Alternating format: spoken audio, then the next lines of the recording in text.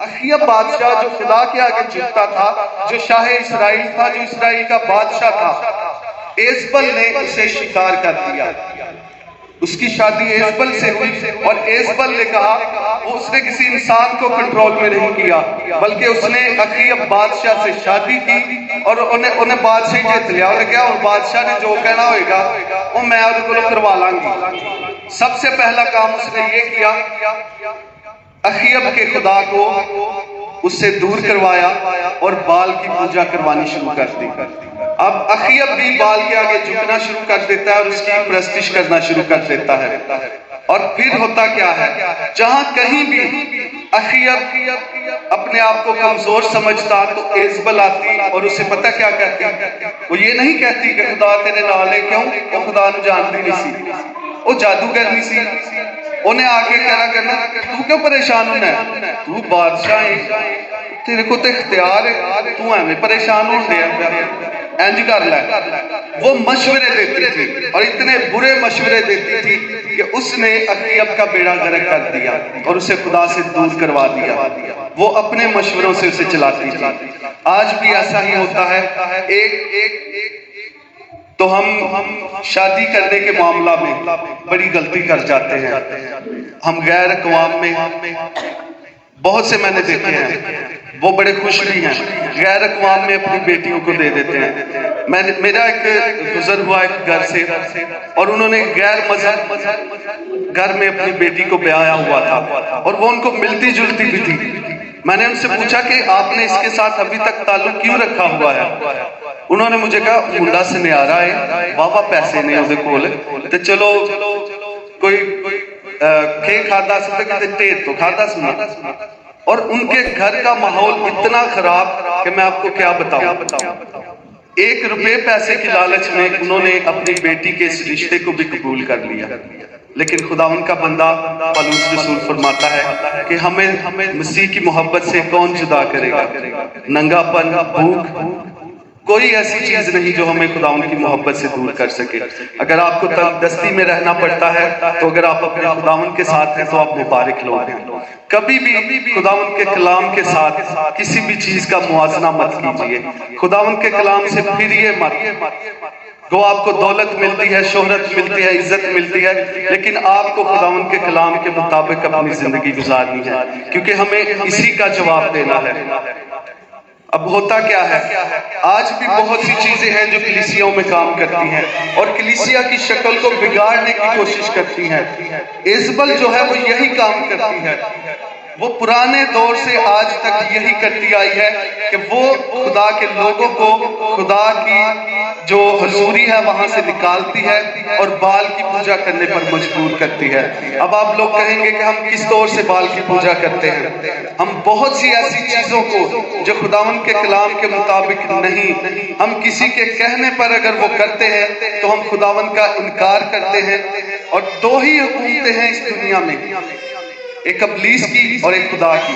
خدا کی بادشاہی میں اگر آپ جانا چاہتے ہیں تو آپ کی رہنمائی خداوند کا یہ کلام کرے گا، لیکن اگر آپ ابلیس کی وہ بادشاہی جو عارضی ہے، جس کے بارے میں اس نے یسوع مسیح سے بھی کہا اگر تو مجھے سجدہ کرے تو یہ شان و شوکت میں تجھے دے دوں گا، یہ دولت، اگر آپ اس چمک کو دیکھ کر ابلیس کی باتوں پر عمل کرتے ہیں تو آپ بال کی پجاریوں کی طرح ہی ہیں، آپ ابلیس کے پلڑے میں جا گرتے ہیں۔ اگر آپ خدا کے پلڑے میں رہنا چاہتے ہیں تو آپ کو خدا ان کے کلام پر عمل کرنا ہوگا۔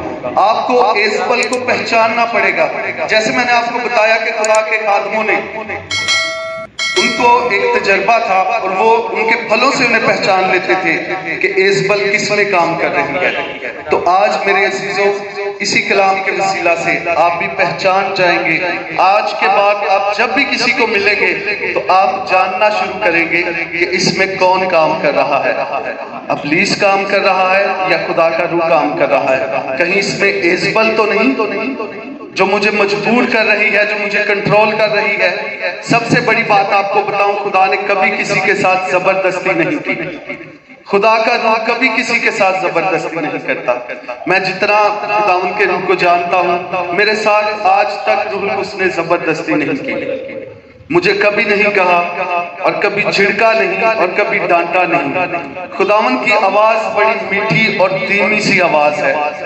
جب بھی خداوند مجھ سے بات کرتا ہے تو بڑے دھیمے لہجے سے، اور وہ مجھے ہلکی سی آواز میں کہتا ہے اے میرے بیٹے اس کام کو کر، اور وہ دوبارہ نہیں کہتا۔ میں اسے سنتا ہوں، اور اگر اسے مان کر چلتا ہوں تو وہ زبردستی نہیں کرتا۔ آج کے باپ تو کہتے ہیں جے پتر گل نہ منے، ایک باری کہی دا دوسری باری تھوڑی جی آواز اونچی کر کے کہی دا، پھر بھی نہ منے تے پیو دے ہاتھ جیڑی کوئی شے ہوندی ہے نا وہی کڈ ماردا ہے، تو سندا نہیں۔ لیکن آپ کا خدا اس طرح کا نہیں ہے۔ آپ نے اپنی زندگی میں بھی تجربہ کیا ہوگا، آپ کو کوئی بھی خدا زبردستی کام نہیں کرواتا آپ سے۔ خدا آپ کی رہنمائی کرتا ہے کسی خادم کے وسیلہ سے، کسی شخص کے وسیلہ سے، اپنے کلام کے وسیلہ سے کہ تجھے ایسا کرنا چاہیے، لیکن تو بھی آپ کی مرضی چلتی ہے۔ کیوں؟ خدا نے آپ کو آزاد مرضی پر پیدا کیا ہے، آپ کے پاس اپنی مرضی ہے۔ دونوں چیزیں آپ کے سامنے رکھی ہیں، سچائی بھی اور جھوٹ بھی آپ کے سامنے ہے۔ آپ کا فیصلہ ہے، آپ سچائی پر چلتے ہیں یا آپ جھوٹ پر چلتے ہیں، اور دونوں کے نتیجہ میں آپ کو انعام بھی ملتے ہیں۔ اگر آپ سچائی پر چلیں گے تو ہمیشہ کی زندگی ہے، لیکن اگر آپ جھوٹ پر چلیں گے تو ہمیشہ کا آگ میں جلنا ہے، اور فیصلہ ہمارا ہے کہ ہمیں کس طرف جانا ہے۔ خداوند کے کلام کی اگر آپ عزت اور تعظیم کرتے ہیں تو آپ اس پر عمل کرتے ہیں۔ اس کو چوم کر اونچی جگہ پر رکھ دینا یا اس پر طرح طرح کے اچھے کورز چڑھا دینا، یہ اچھی بات ہے، یہ محفوظ رہتی ہے، لیکن اس سے اس کو عزت نہیں ملتی۔ اس کو عزت تب ملتی ہے جب آپ اس پر عمل کرتے ہیں۔ اگر آپ خداوند کے کلام کی تعظیم کرنا چاہتے ہیں تو اس کی باتیں مانیں۔ آپ نے دیکھا ہوگا کہ خداوند یسوع مسیح نے بھی ایک گلہ کیا، اگر میں خداوند ہوں تو میری تعظیم کہاں ہے؟ اگر باپ کی بات نہ مانی جائے تو باپ بھی اپنے گھروں میں کہتے ہیں میں کہتا انہاں دا پیو ماں گل تے میری مانتے نہیں۔ اگر آپ خدا کو تعظیم دینا چاہتے ہیں تو آپ کو اس کی باتوں کو ماننا ہوگا۔ اب ایزبل کو پہچاننا، آئیے میں خداوند کے کلام میں سے میں کوشش کروں گا کہ جو کچھ بھی آپ کے ساتھ بیان کروں خداوند کے کلام میں سے ہو، تاکہ آپ ایزبل کو پہچان جائیں کہ وہ کون ہے اور وہ آج بھی کلیسیوں میں کس طرح کام کرتی ہے۔ وہ لوگوں کو اکٹھا کرتی، 400 نبیوں کو اکٹھا کر لینا آسانی کا کام نہیں ہے۔ کسی کو لالچ دے کر، کسی کے ساتھ اپنے تعلق قائم کر کے، کسی کو رشتہ دے کے، کسی کو رشتہ لے کے